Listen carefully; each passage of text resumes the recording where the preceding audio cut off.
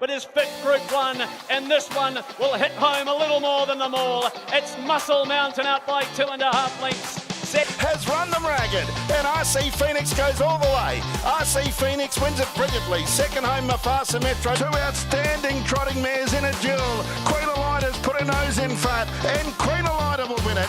Queen Elida first is beaten up. Oscar Bonavina 3 lengths away, revving up then result. Majestic Man, Oscar Bonavina leading rip up the lane. Oscar Bonavina dives through for another Group 1 win. Oscar Bonavina won the free-for-all and beat home Majestic Man. Just believe, call me the breeze. This is the race we wanted. Just believe, call me the breeze. Call me the breeze. Just believe digging in on the outside and Queen Elida, a dour struggle. Just believe though, a true great of the trotting world in Australasia. Welcome ladies and gentlemen to Talking Trotters. Tonight, hopefully I'll find everyone nice and well. Got a few things up and going. I've got a way of checking my audio level. That is one thing I have to get a little bit better at. So hopefully the audio is coming through good and strong. Definitely looks like it is, but we will just make sure. Yep, very good. Everyone that's joined in, please welcome. And Greg Sugars will be joining us very, very shortly on tonight's show. We will be talking about Just Believe, obviously, and a few other things. Just a couple of things from a few of my sponsors.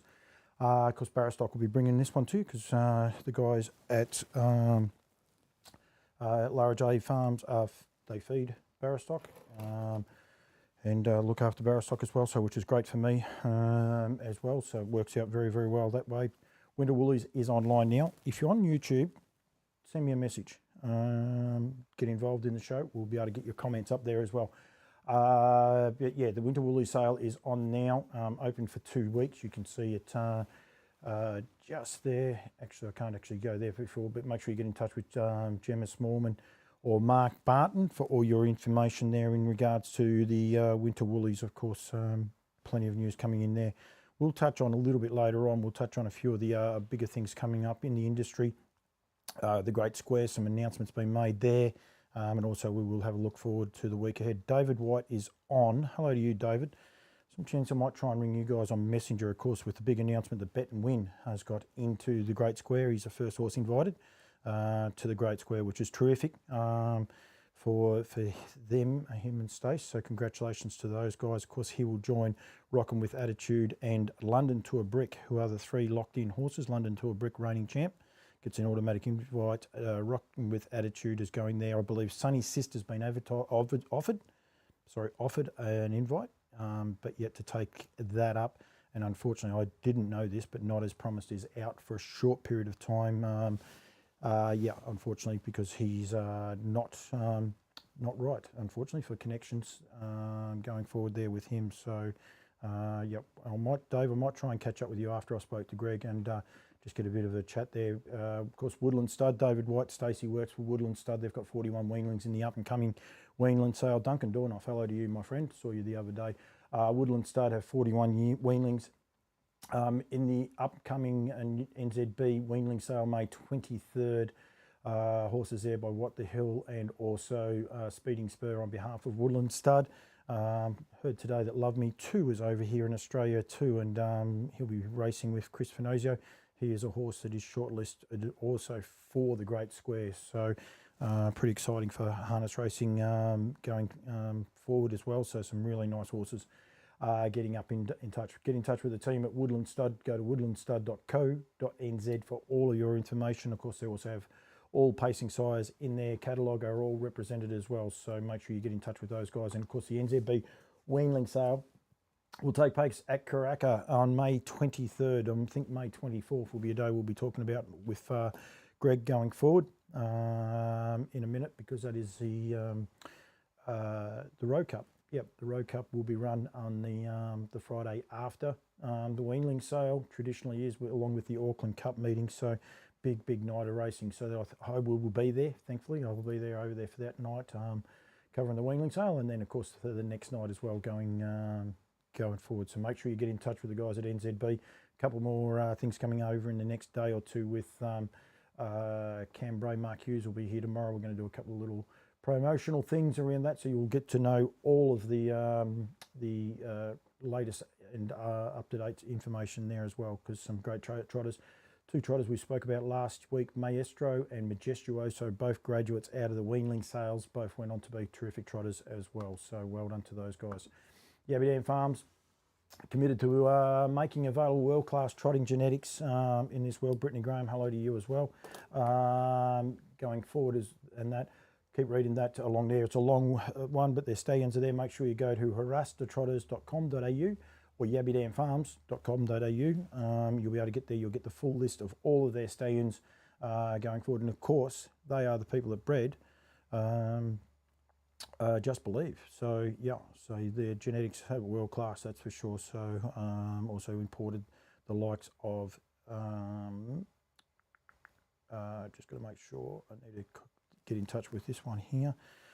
Hopefully we're good to go now. So Jess Tubbs is watching. Jess, I'm about to ring Greg, so that'll be fine. So we'll get in touch with Greg. They're probably waiting to go out for tea or something along those lines. But I did give Greg the heads up that I will be calling him. But oh, didn't hit the end button. So hopefully Greg will answer now, because I know Jess is there watching. So we'll always make it. Oh, turn the volume up too. Makes a big difference, that does. Craig Riley, hello to you. G'day, Paul. Greg, how are you, my friend? Very well, thank you. Oh, you're a bit loud, I think. Either that or my audio's a bit loud, but that's okay. I got you there. Firstly, thank you very much for coming on. I want to try and change up what we do a little bit with Talking Trotters and a few of the other shows, and when we can, try and have a bit of live interaction. I want people to get involved on Facebook, ask Greg any question, and get involved there, because I mean, you're having a fair run at the minute with the Trotters. And that's, I do really appreciate you coming on. I won't keep you all night, Greg, I promise. I definitely will not do that. You're never home, although you are experiencing a 5-day suspension at the minute, but you are never home. So I'd imagine Jess would probably like to take you out for tea or spend a little bit of time with you. I'm actually back in New Zealand at the moment. I've come back here to look after the boys ahead of their race on Friday night. So yeah, I'm still away from home. I didn't know that. Sorry about that. But that's so. Just before we even talk about anything else, how does that work, mate? You flew to Sydney. Did you go back to Victoria, or you just flew back to New Zealand? No, straight back to New Zealand the next day. So yeah, arrived in here late Sunday night. Last night, and arrived ready to work the horses this morning. Do you enjoy the travel, mate? You and I have had a few conversations around this. Do you enjoy the travel? Oh, yes and no. Sometimes, yeah, it's always good to have a bit of an adventure and get out and about. But, there's a lot of positives to it, but there's also a lot of negatives as well. And, I do miss being away from home and, helping Jess with everything that has to happen back at Larajay Farm. So, there's certainly good parts to it, but it's not all fun and games. No, Stacey White's watching there as well. Hello to you, Stace. I've got Stace and David. Wonder if they're in two different rooms in the house. That happens a lot, actually, on some of these shows, Greg. I do know that. So they may not even realise they're both watching the same show. But it's great. They're great result for them, guys. I know you're friends with them as well, but great to see Bet and Win get an invite to the Great Square, Greg. Absolutely. No, he's a very promising horse, obviously, up-and-coming horse that they're doing a super job with. So exciting times ahead for them to head across to Queensland in a couple of months' time. It'll be great to see him there, and hopefully they have a bit of luck. Yeah, absolutely. We've got the great man Andrew Soper watching. I thought we might get some questions. I thought we might get some curly ones or that. Here's the first one. Can you please ask Greg when he's going to let Jess come to New Zealand for a holiday? That's from Stacey, mate. Yeah, no, that's been up to her. I've been more than happy for her to take my spot or come over with me, but unfortunately we're pretty short-staffed, as you know, Stacey. So unfortunately she's got to hold back at home, and she's doing an awesome job hopefully she can get over here at some stage. Plus you've also got horses in New South Wales as well, which you're going back to later this week. Yeah, logistical nightmare, I would imagine, for you guys right at the minute. You're doing a stellar job going there. It must be great to have Josh Dickey and Sammy Kilgour over there. I know they're Kiwis, or one's a Kiwi, one's marrying a Kiwi, but to have them going, be able to look after it. I mean, you had a great association with them when they were both back in Victoria recently, so it must be cool to have them over there where they can look after them for a couple of days, and you can rest assured when you're going backwards and forwards, mate. Yeah, absolutely. No, no, Josh and Sammy have done an awesome job here helping us out. After the slot race, I was home for a week, and they looked after the boys incredibly well. So the same with Steve Telfer and the whole team here at Stonewall. It's a magnificent farm, and they've made us very welcome. And yeah, just to have that support from those guys that obviously we know so well, it's really made this trip a lot easier for us to sort of leave the horses in their care and know they're going to be well looked after.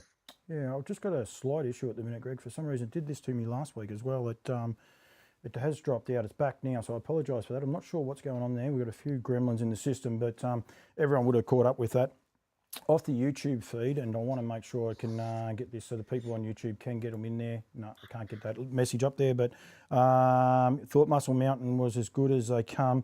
Couldn't believe watching Just Believe over the last couple of weeks. So there's a fair wrap for you, mate.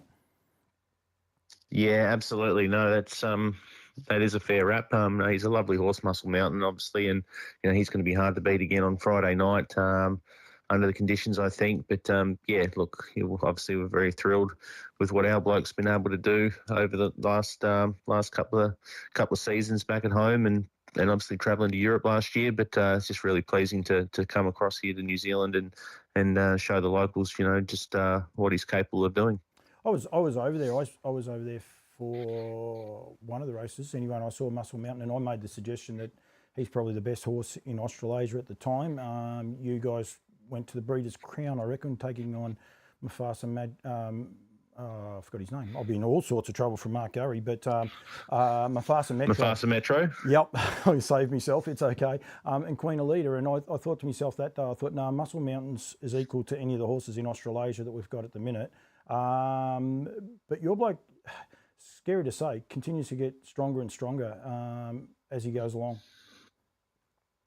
Well, I think that's his biggest asset is his strength, our fella, and the longer trip seems to help him quite a lot. I think he's probably most vulnerable over the short course now that there's such high quality trotters around us, not only in here in New Zealand at the moment, but obviously home in Australia. There's some up and coming horses that are very, very fast and are great milers, and I always think that's probably, if you're going to find a chink in Harry's armour, that's probably it. But as soon as you step up to the middle or longer distance, he sort of really makes the race his own. And there's not many that can sort of ground out the solid quarters as with him. So I think that's his biggest asset in his races. And I'm pretty pleased that there's some long distance races coming up here. So hopefully that proves to be the case.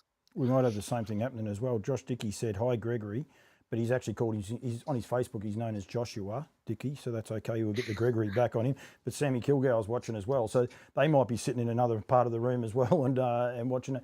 Why do you think that he has that, I suppose, chink, if you like, over those shorter trips, Greg, when reality says, a lot of the time when they run solid quarters, that's, you need the toughest horse to be able to run those. Is it just that the others are probably can run those quarters as equal as him, or...?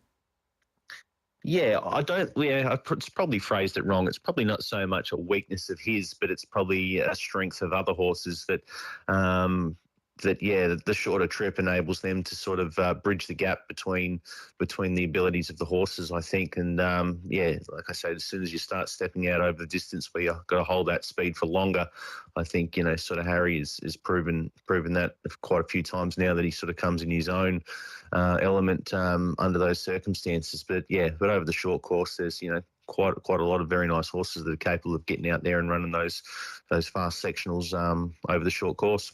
What's his favourite trip?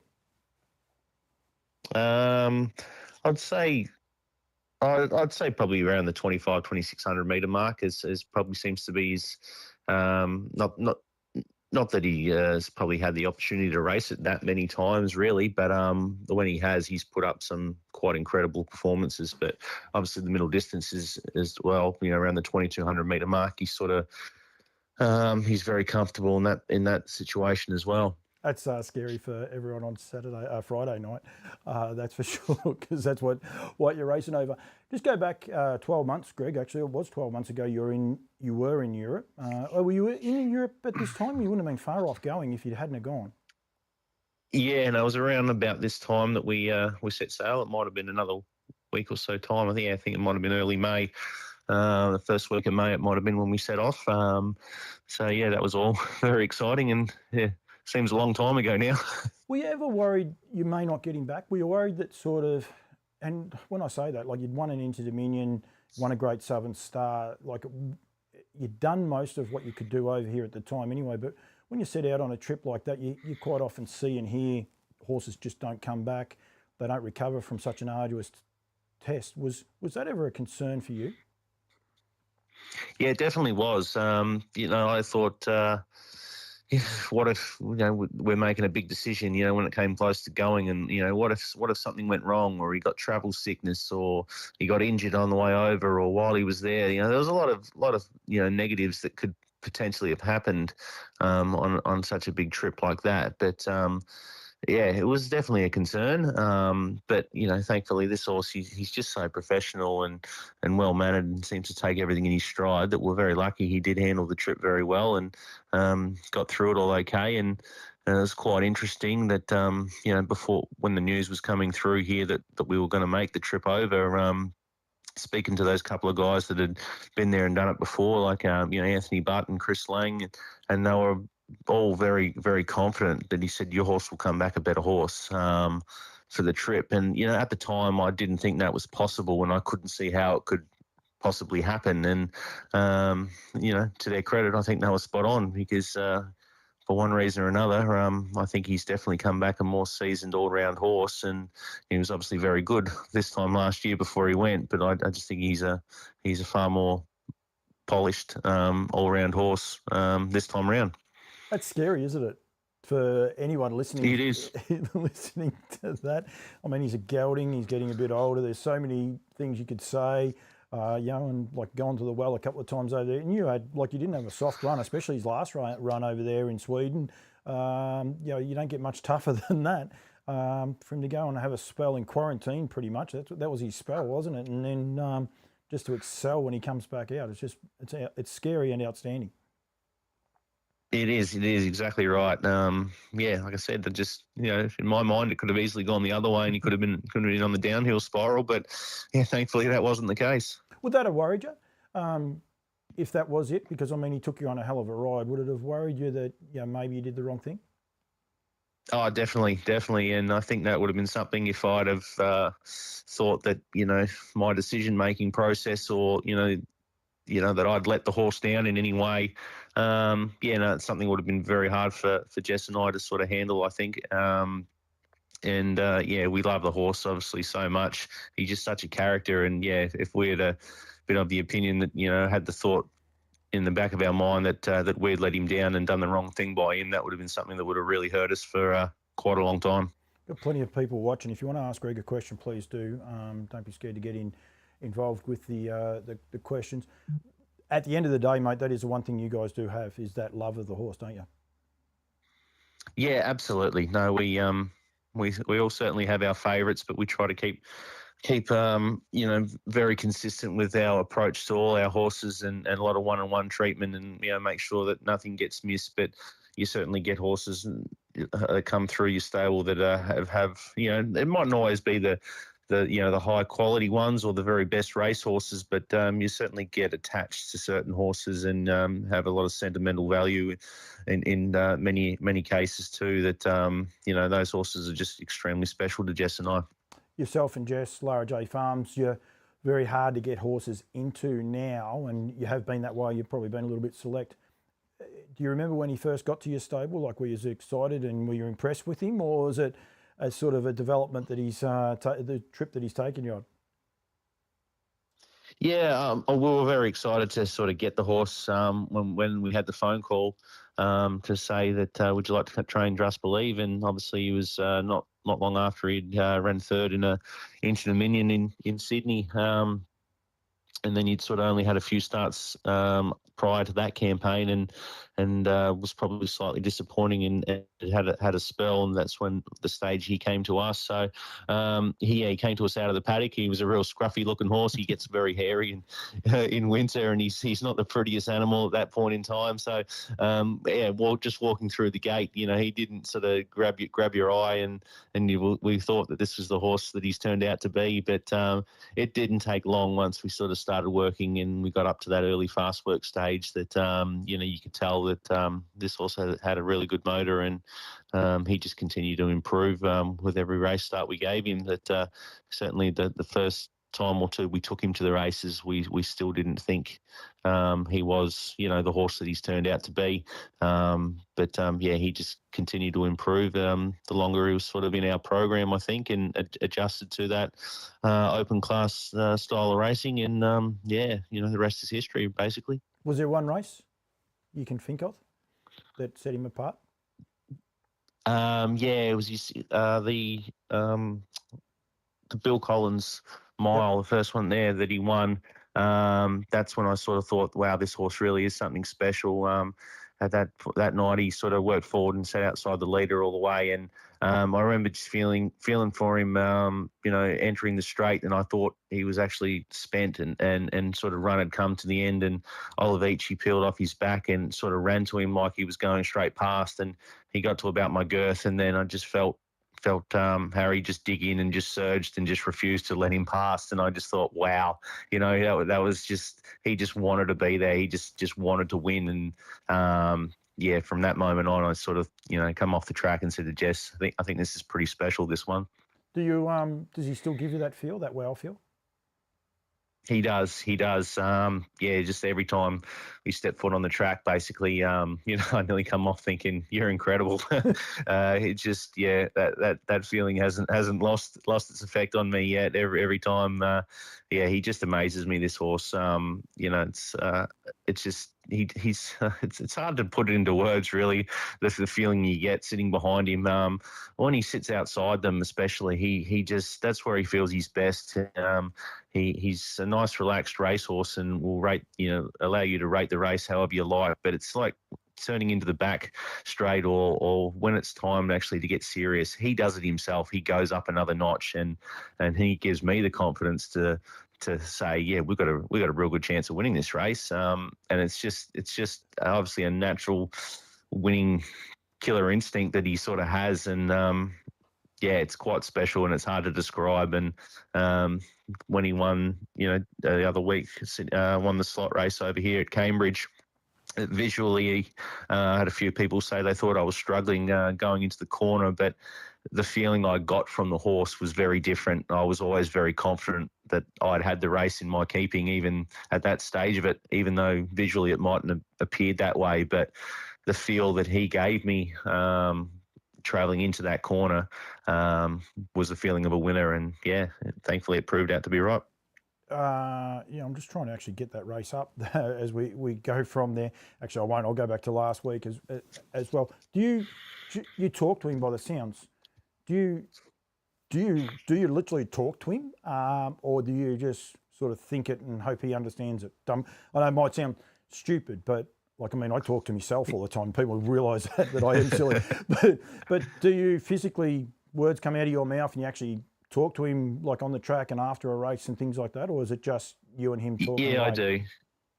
Yeah, I do. No, we spent a lot of time. It was probably, that whole Sweden trip really brought myself and the horse a lot closer together, spending a lot of one-on-one time, and it was just us two, for quite a lot of that trip with, no one else involved. And so I did learn to talk to him a lot, and I've probably carried that on since. But out on the racetrack, not a great deal. Every now and again, I will physically talk to him, but I think we have a pretty good understanding of and know what each other's sort of thinking and feeling nowadays. That it's not always put into words, but I like to think he knows what I'm thinking, and vice versa. Do you know what he's thinking? Give me a carrot. but that's pretty much number one on his thought process. But No, like I said, I do get the feeling that when he's out there to race, that he knows when it's time to go up a gear and put the acid test onto his rivals when he can, and I think I can sort of read the way he feels, and we can have a good association because of that. But off the track, it's pretty much food orientated. Where's the carrots is pretty much what's going through his mind all the time. We got a couple of people taking the mickey out of you, I think, or themselves. I'm not sure, on social media, and I will get to those guys in a minute. I just wanted to showcase the last lap of your race the other night. One, how did he handle the track, Greg? Like, was he comfortable? It's a funny track, isn't it? Yeah, it is a bit, because I don't know if someone's told them or not, but they go the wrong way. They say they go the right way. They turn the wrong way. They go the right way. Yeah, so no, the track itself, it's a lovely track. It's got a really good surface on it, and I think the dimensions of it are quite good, but it's just an incredibly different feeling going the wrong direction on a racetrack. The good thing about it for us is we do quite a bit of our work at home with a lot of horses. We do a lot of right-handed work in a way. So, that's probably helped us or helped these two horses sort of make the transition across to this racing, a little bit easier for them. But for me, it still feels so foreign. I think you just visually see things different. Obviously you probably your left eye is more dominant when you're racing left-handed, and I guess process what's going on around you and what you're seeing. It sounds a little bit silly, I think, when I say it, but the experience is very, very odd. You see things different. The speed of the race feels different. It feels a lot faster compared to going left-handed. I suppose that's something you just get used to the more often you did it. But for now, it's I still feel a little bit lost out there. So fair to say the driver's better for the outing as well as the horse? I'd like to think so. I don't think I've gotten anything too far wrong at this point in time, but I think obviously the more times I go around it, the more adjustment I'll be able to make to it, and hopefully I'll just continue to get a better feel for it. Oh, yeah. Michael Laird, how does Greg rate Just Believe compared to driving that lovely mare Betsy in his younger days? Yeah, good one, laddie. I knew I could count on you. Very similar. There's actually more, so don't worry. Both horses have taken me on great journeys. So look, he's not much bigger than what Betsy was. So was Betsy its race name? Yeah, she was my pony. She was my first drive. Oh, very good. Okay. So that was a pony trotter. So when I went across the Inter-Dominion in Tasmania, probably was in the late 90s, I suppose. That was my first adventure, travelling a horse interstate. And then Luke O'Connor, is Michael Laird the best driver Greg has driven against? Good luck answering that one.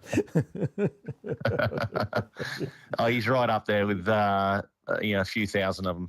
A few thousand of them. But please, anyone's got any questions for Greg, please get involved and go from there. I do actually also have the Larajay hat. We'll touch on that in a minute. Were you worried with Oscar Bonavina on your back at all, Greg, or did you think you'd have too much toe for him? I was confident that if it turned into a race in two up the straight, that that we would sort of dig in and probably hold him off. But I didn't expect to do it as comfortably as what we did. That's probably another thing about Harry. In some occasions when he has been in front, when there's been nothing around him directly to race him, he can be a little bit casual until something does get up near him, and then he wants to get going. So, it was probably a slight concern with how much speed we know Oscar can show if he ran at me quick, that I'd need enough time for Harry to sort of wake up and go with him. But, I have no doubt that obviously my horse is as fast as anyone of those horses that we're racing at the moment. For sheer speed, he's shown that, several times in the past. Yeah, and Oscar's a very, very good horse. I do think that Oscar's probably one of those horses better suited at Christchurch, only because he does have a few Little issues that I think they can get him a lot better when they're at home playing on their home track. So I think that does make it a little bit easier for him. Patrick Tompkinson, I think I had Louise Toolman. We've got plenty of people watching. Your race Friday night, Greg, it is, isn't it? I'll get into trouble if it's Thursday night. I know one thing that's potentially going to change in a few places. We've got Francis Telfer. I don't know if that's any relation to any of the other Telsers, but if so, hello. You feel race. What I've got to do? I've got to hit this button. I've got to try and work out what buttons to hit, Greg. Don't stress too much. I'll get in there. Oscar Bonavina gets a good draw. Euro Cash, Midnight Dash, yourself in 4 with Muscle Mountain outside of you, all cashed up, and then Love in the Port. It's an interesting race, although on paper it probably looks like you'll find the front. Although Muscle Mountain does have plenty of good gate speed, doesn't he? Yeah, absolutely. No, the amount of speed that he showed down at Cambridge there the other week, like he crossed me quite clearly. So it'll be interesting to see what sort of tactics they employ over the longer trip this time round. But yeah, look, I think it looks without no disrespect to any of the other runners, it probably looks a race in 2 between myself and Muscle Mountain again from the way the draws have fallen. But Oscar's going to get a good trip too. Sitting in the behind. So if we sort of go to war too hard at any stage of the race, he's obviously still got to be a threat. Somewhere along the way. But I'd be pretty keen to see how we measure up with Muscle Mountain under the conditions Friday night, because I think potentially looks more favourable for him than what it did drawing wide in the slot race.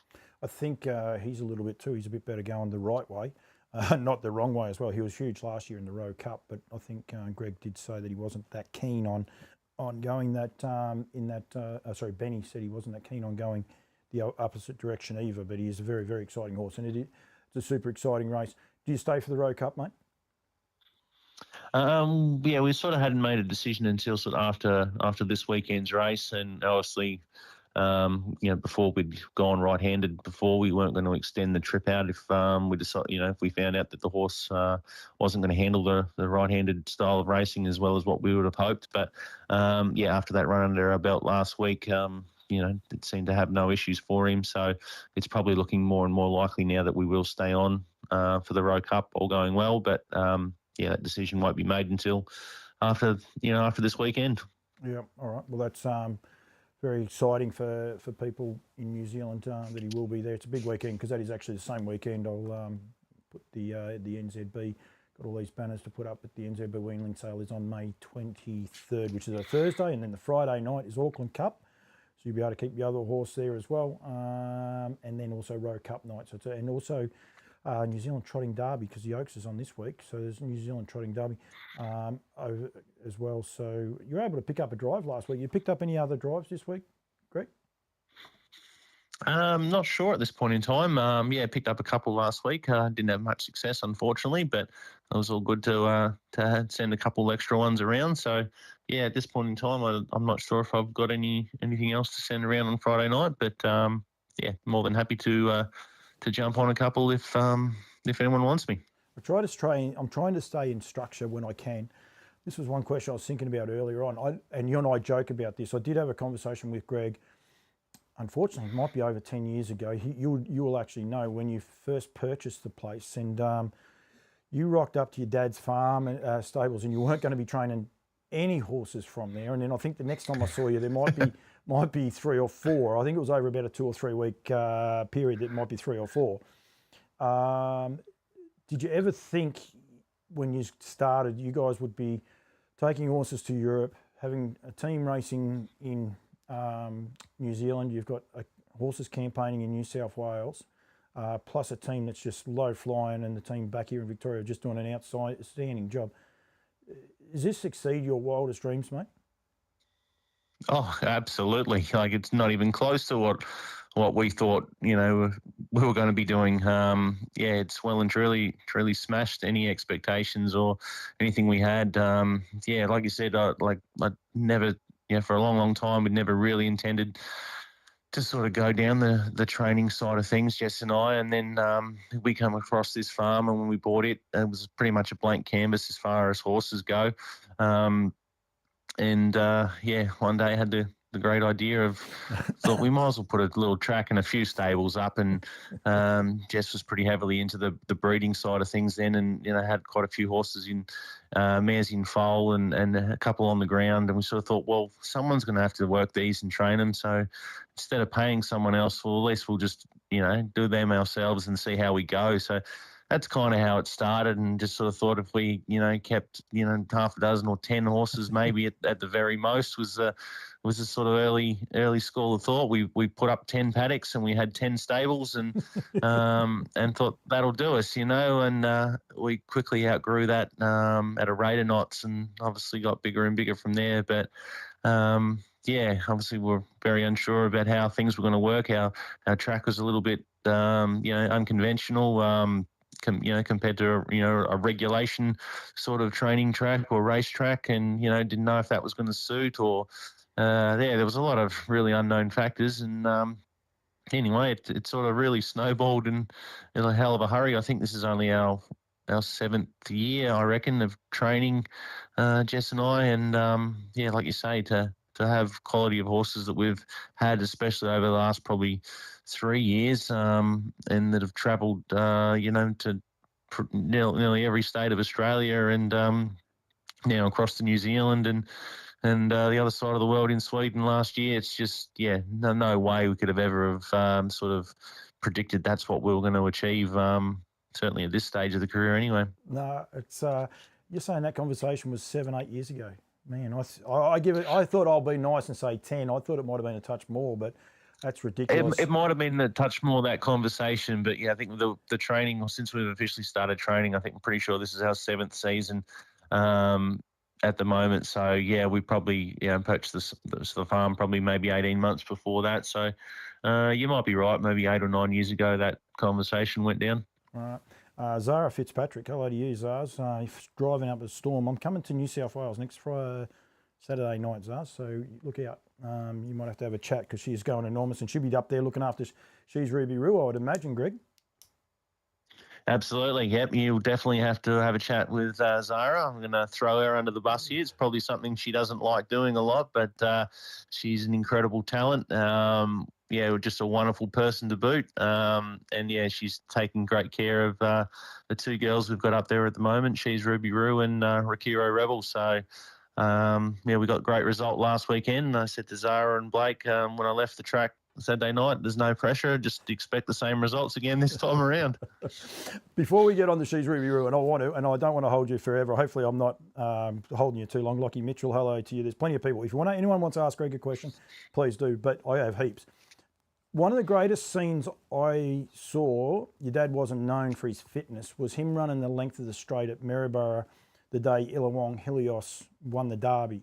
Now, I know that there has been Trotters, but what is the history with the Trotters with the Sugar's name in South Australia? Because he was remembered with Pappy McCoy and, I can't remember the other horse, but he was a leading trainer. Popular Port, thank you.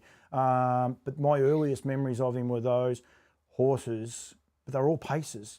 Did Dad have a love of the trotter? I know definitely from Jess's side of things with Alan there definitely was, but did Dad have a love of the trotters prior to coming to Victoria?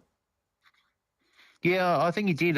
Probably never had the numbers, obviously, in comparison to paces, but did have a bit of success with them along the way. I think he had a really good horse back in his younger days that he'd owned, a trotter called Arkness that went through and won a lot of races and helped set him up quite financially and helped build our house back in Adelaide. And he'd obviously always had a pretty good affinity with them and had driven quite a lot of nice trotters along the way.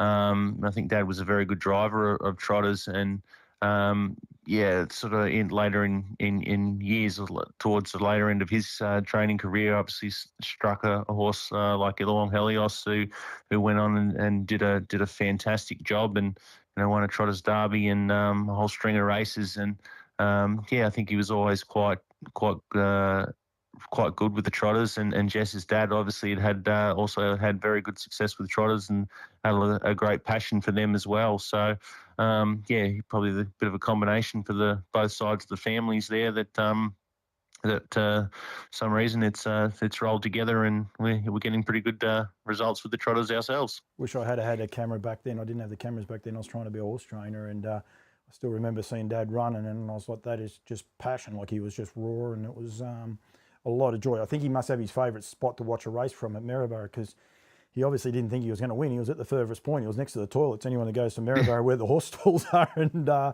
he did run. And I think, yeah, it's one of those great memories that you do happen to see. Zara said thank you to both of us. She might not remember that later on, but she will. Maddie Feast is on there. There's heaps of people on there. Please, if you've got any questions to ask Greg, ask him. Do you remember your first trotter you drove? I'll go better. First trotter you won on. First trotter I won on? No. No, I can't recall that, actually. So it's a long time ago now. I'm getting pretty old, Paulie. Don't go there. The best trotter you would have been associated with before Just Believe come along, Helios? Yeah, I would say so. As far as an association goes, I'd say, yeah, that's probably a fair one to say there. I drove Vulcan a couple of times for Tim Butt, and we won the Australasian Grand Prix, and another good race around the same time. So he was probably as good a trotter as I can remember driving it at that point in time. But obviously it was only just a jump on, jump off situation. So yeah, as far as an association goes, I think Helios was pretty special to us, and just for what she meant to our family at the time too was pretty important to us. It's quite funny because the free-for-all on at Melton on Saturday night is actually the Vulcan. So that's pretty random for that to come up, that's for sure. But anyway, that is a Vulcan on Saturday night. Rightio.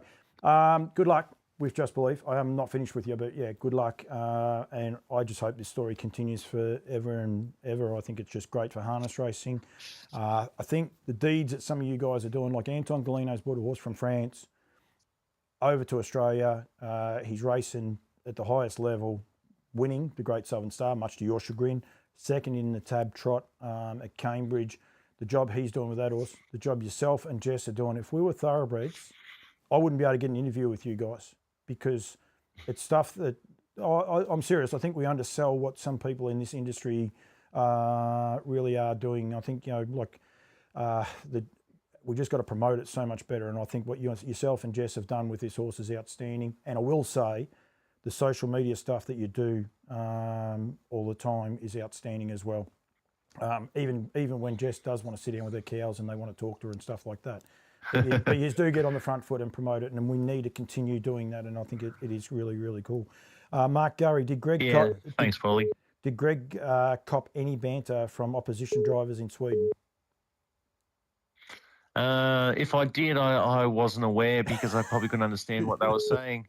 But no, they were actually very friendly and very welcoming over there. And always, yeah, sort of made me feel quite welcome. Pretty much right from day one. So no, they were all pretty good guys, and yeah, there was no sort of animosity or anything untoward that I'm aware of coming my way, and unless they were doing that in their own language, in which case I was blissfully unaware. Which is a good thing. Gavin Smith is on there as well, another mate of yours. So I've got plenty of Kiwis getting involved in the show, that's for sure, because you've got them all on there. But please, anyone's got any questions? Rightio. She's Ruby Roo last week at Menangle. And even this whole prep, mate, she's come back terrific, hasn't she? Yeah, that's right. No, she did a great job for us last time around, and just continued to build as the season went on. And won the Oaks and the Need for Speed last time around. So yeah, she was coming out of a three-year-old year, obviously into a 4-year-old year this time around.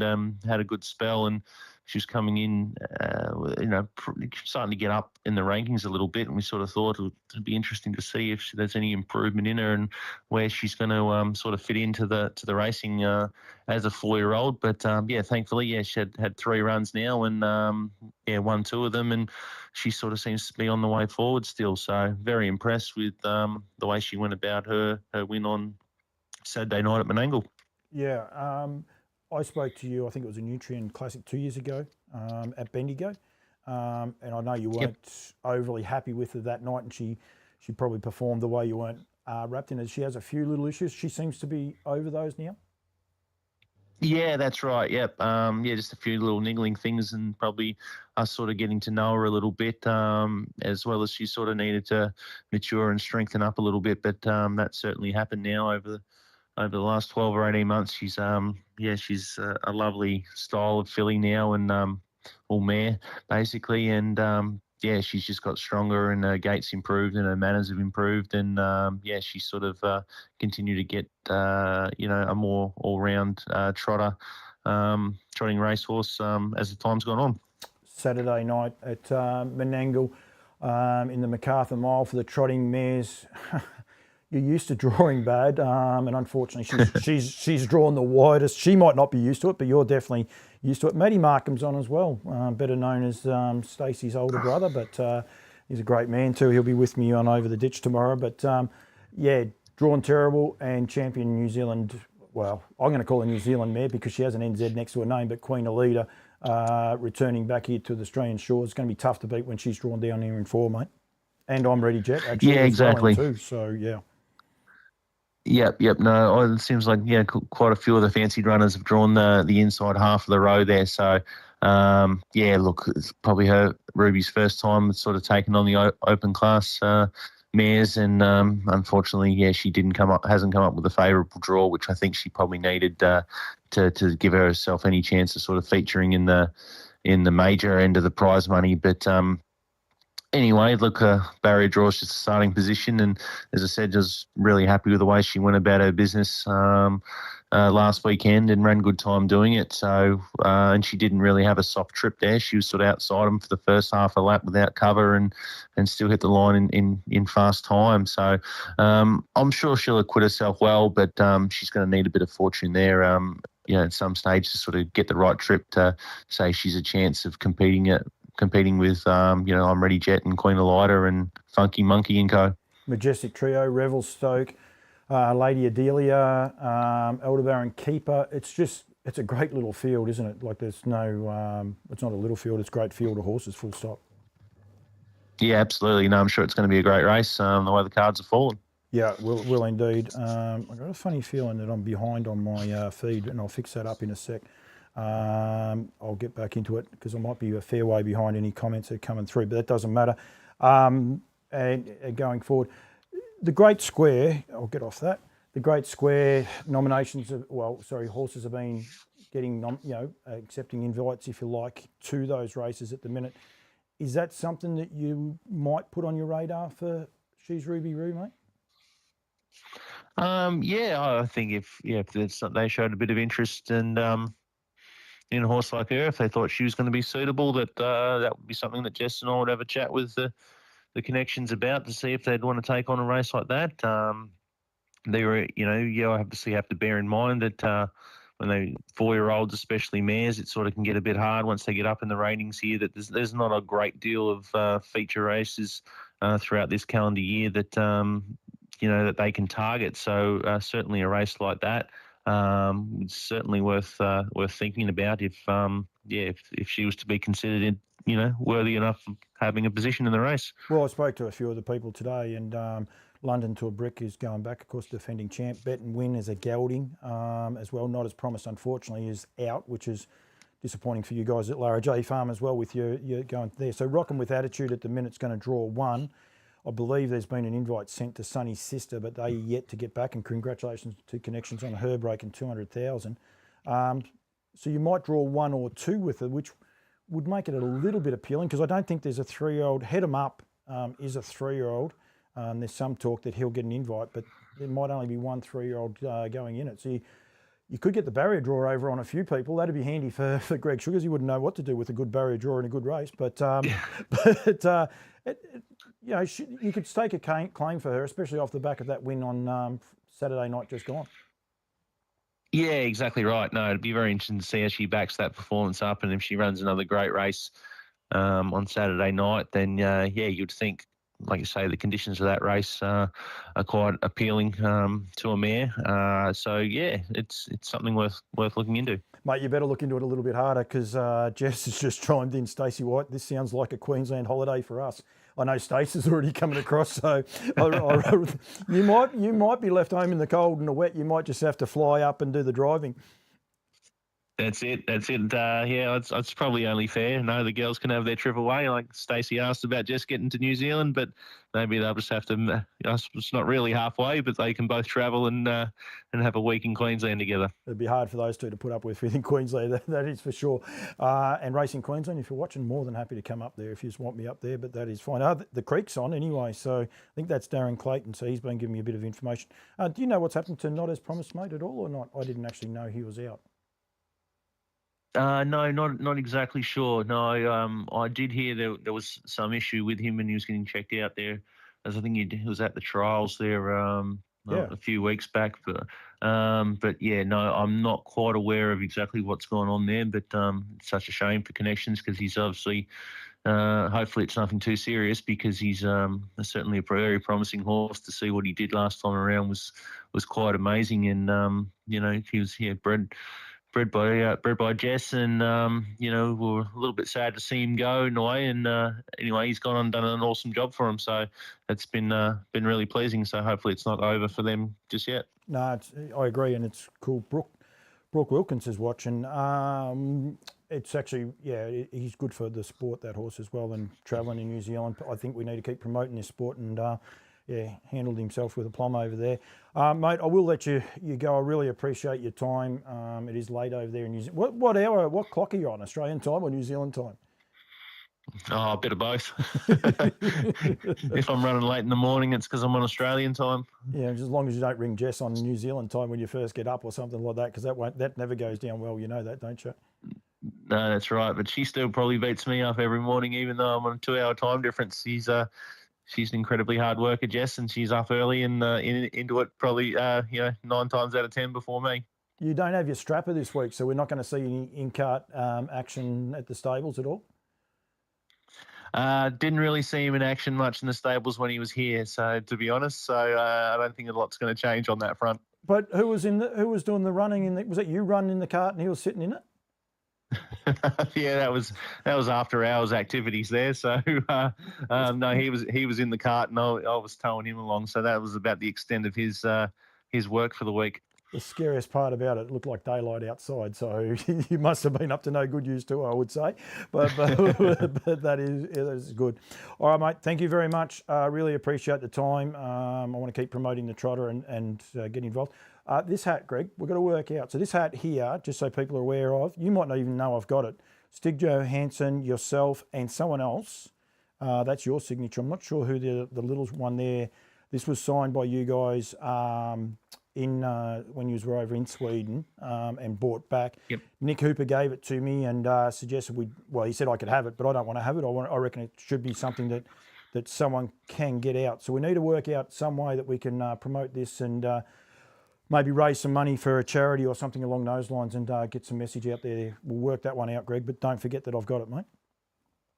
No worries at all, Paulie. That sounds a great idea. Yep. And yeah, just want to take the opportunity to thank you for everything you're doing to promote our sport and the general public, everyone that's obviously tuned in to listen to this, but have tuned into obviously the career of Harry and Jess and myself in recent times, and the support we've had is been quite overwhelming at times. To feel like you've got the support of so many people that want to see you do good, and they're not there to sort of knock you down and there to see you get beat. It's been quite incredible and quite refreshing, and it's something that's very well appreciated. So thanks everyone out there for all your support. We do have a great sport.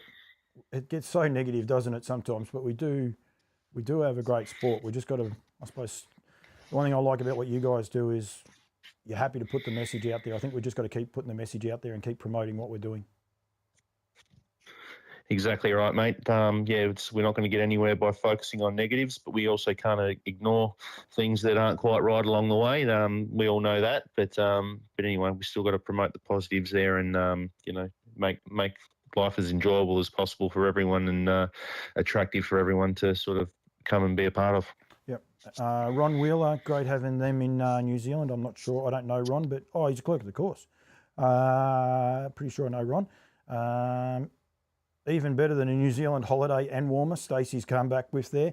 And I've also found out the other signature. So this is a Dead Set Collector's item because that is Jess Tubbs. So it's got Stig's, Greg Sugars, and Jess Tubbs' signature on the side of it.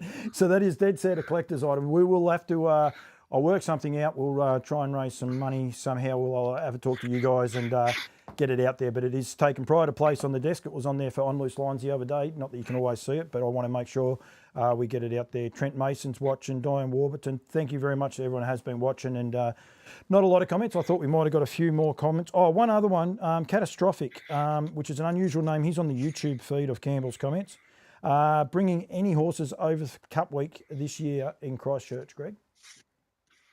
Nothing has been organised as of yet or thought about, but yeah, it's a possibility that these two boys over here at the moment could potentially look at making a trip across for Cup Week. But yeah, it's sort of a lot of water to go under the bridge before we get to that yet. That'd be a lot of fun, and I reckon I know someone who might be there. Just quickly, Better Eclipse, you're happy with him after last week? This is a trotting show, but we will touch on the paces very quickly. Yeah, very happy with him. No, he's just continued to have not much sort of go his way since racing in New Zealand, like both last time around and this time around. But yeah, he hit the line very, very well after being put 4 deep at the half and in fast time. But yeah, kept getting to the line and he's come through it really well and seems quite bright and alert. And hopefully we get a little bit of luck on our side this time around. And Rakiro Rebel, outstanding last week. I don't think you drew well there either, did you? I think you... They didn't look after you at all in that race. Yeah, middle of the row. I think she'll come out of barrier 6.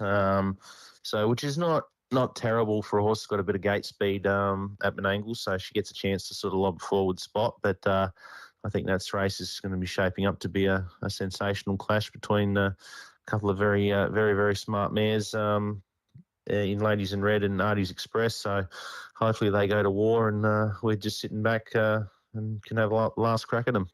Jack Trainer, he got the Larajay Farm barrier draws there, 10 and 11. They looked after him, but yeah, good race. Treachery was outstanding last week and gets a much better draw this time. So, no, going to be a ripping race. Going to be a great night of racing, and I will be there. Congratulations to Jess and Greg for the great job they do in promoting the trotter. That's from Nellie Melba.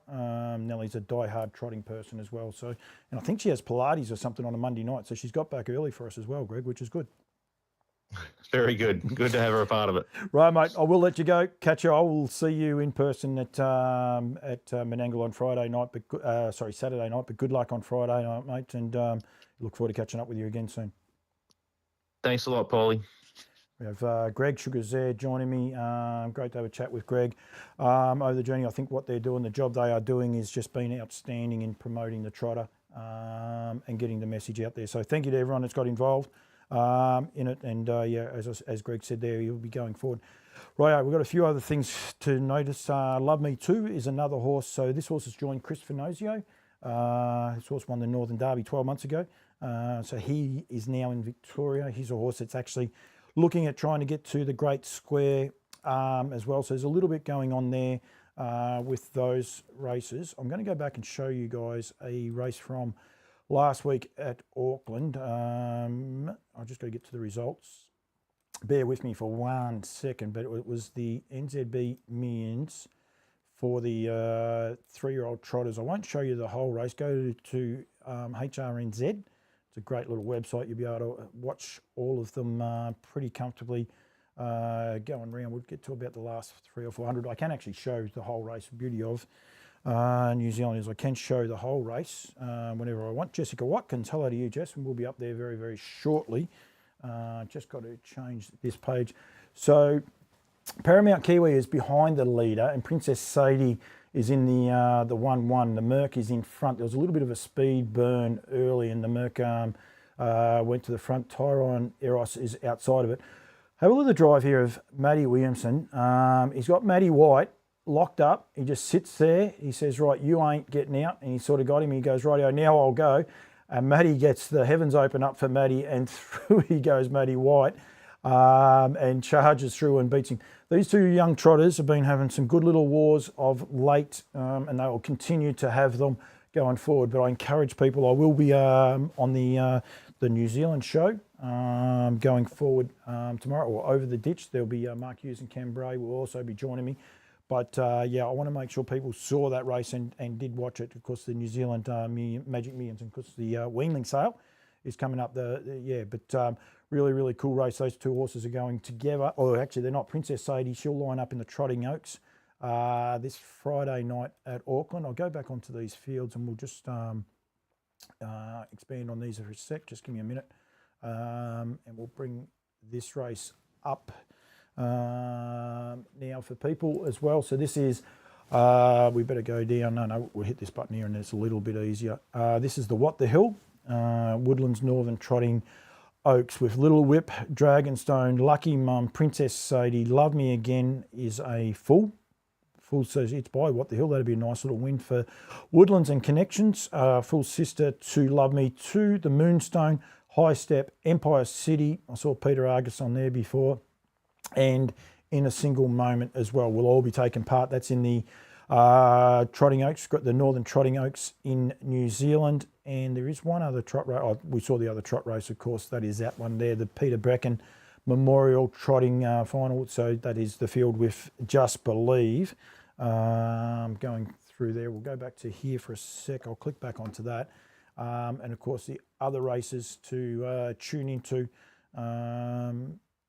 is that one. And we also have the Oaks, the New South Wales. That's a Pacing Oaks. I've got to find the Trotting Oaks. Bear with me. There we have it right there. So again, we'll just go back to here so people can see it's a little bit easier. I had a little bit of a giggle. Every horse in this race, bar one, is trained by a Victorian trainer, which is an oddity. We need to change that. But anyway, this is the Harasta Trotters, great sponsors, great supporters of mine over the journey. And of course, they bred Just Believe, that this show was mainly devoted to. Kiang Zahara, Centurion Dream, Nordic Rain, Mari's Mac, Pinny for Andy Gath. We Can Have It All, Kevin Pizzito, but was trained last week by Jane Davies. So that's the one horse that is a New Zealand horse. Worth Waiting, Preferred Love for Anton Galino, Mega Spur, Jeff Webster, and the Priestess for Christopher Nozio. So the Victorian Trotters are well and truly coming to the fore then. That is the New South Wales Trotting Oaks. And then, of course, we've got the Slingsby Holdings, MacArthur Mile. Great little race. Queen Alida gets a barrier draw. Well, maybe. Sorry, I'm Ready Jet as well. So cool little race that, with some plenty of nice horses and plenty of intrigue in there. And what's going to be a huge night of race, and I'm really looking forward to being there for Club Menangle going forward, covering off on not only the Trotters but the Pacers as well. And there's some really nice races going up as well. Melbourne's got the Vulcan Trot. Quite funny that Greg said that one there as well. Just going off all of my little notes here to make sure that I've got it. I hear that Locomotive is on the shortlist as well. I had Sean Gillespie on there before. I noticed he was on there as well. Head 'em Up, maybe going to the Great Square, or they're thinking about an invite potentially. So it's shaping up as what's going to be a great little race going forward. So thank you to everyone that's tuned in. Thank you very much to Greg Sugars, Talking Trotters. I want to continue to get the message out there for the Trotters and get the word out there on a world stage, what these guys are doing. Everyone is doing with these Trotters. I think it's great. The Trotters right across the board are terrific. Bendigo Cup Friday night just gone was a terrific race. Won by Kai Valley Hotspur. He was incidentally, I think he started favourite in the Derby that Just Believe got a ballot for him. It's interesting sliding door moments and how things change from time to time. But yeah, Matty Maguire, he used to work for Greg and Jess as well. Of course, Chris Elford winning. I think that's his 4th Country Cup this year that he's been able to win. And Tyrone O'Bello produced a lovely little trotter that won the 2-year-old trotter. It was an all trotters night, but it did show a little bit of zip. Its name's just escaped me at the minute. It will come to me probably by the time that I get it up, because it was Friday night at Bendigo. It was an all Trotters night. Montana Chevelle had to win, that was for sure. Tigo Dawn. El Tornado by Aldebaran Eagle out of El Galato, a very nicely bred New Zealand horse. But yeah, lovely little horse, zipped home 28-8 untouched, and yeah, showed plenty of turn of foot there. So nice little night there, Aldebaran Boyd. Plenty of good winners. It was an all Trotters night, which is what we want. We want plenty of these nights just to get the message out there for people. Thunderstruck, Chris Lang. He got a winner again today, Chris did, with a one out of Gloria Don for my friends Neville and Louise Pangrazio. So well done to those guys as well. Right up, that's a wrap. Talking Trotters. Tonight brought to you by Barrastock, because of course the team at Larajay Farm feed Barrastock and empowering up the champion trotter Just Believe, as well as all their other horses, and of course Alabar and Lowerlong breeding and raising their horses on Barrastock Horse Feed for Champions. So thank you very much to all of my sponsors and everyone that's got involved. Thank you for everyone that tuned in and watched the show. Really do appreciate it. More than happy we'll continue to do some of these. We'll probably get some more guests on one-on-one, find out a bit more about them going forward. We'll talk on the Trotters. We've got plenty to cover off next week, that's for sure. We've got a couple of trotting oaks and that. Tomorrow, tune into Over the Ditch, pre-record with Matty Markham. Cam Bray, Mark Hughes will be on that show as well. We'll be talking about the weanling sales, on May 23rd. Don't forget that, and also don't forget the Winter Woolies. I'm not sure which one that one there is, the one I've got up there. Make sure you nominate for that. Contact the team at Nutrient Equine, Gemma Smallman and Mark Barton, and then also the the weanling sale, May 23rd at Karaka, and I will be over there. I'll get over there on the 21st. So looking forward to covering off on that. One of the great sales, one of the great fun experiences. 21 trotters involved. Elite Stride, Zenith Stride, Majestic Sun, Speeding Spur, What the Hill, all represented. I don't think I missed any. I think that was the 5 trotters going forward. So, yep, thank you very much. See you all next Monday night, where we talk only trotters. We did delve a little bit into the paces, and we'll try and get a bit more of the latest news. We might even get Darren Clayton on next week, talk the trotters in Queensland going forward as well. So thank you very much. We'll see you all next week.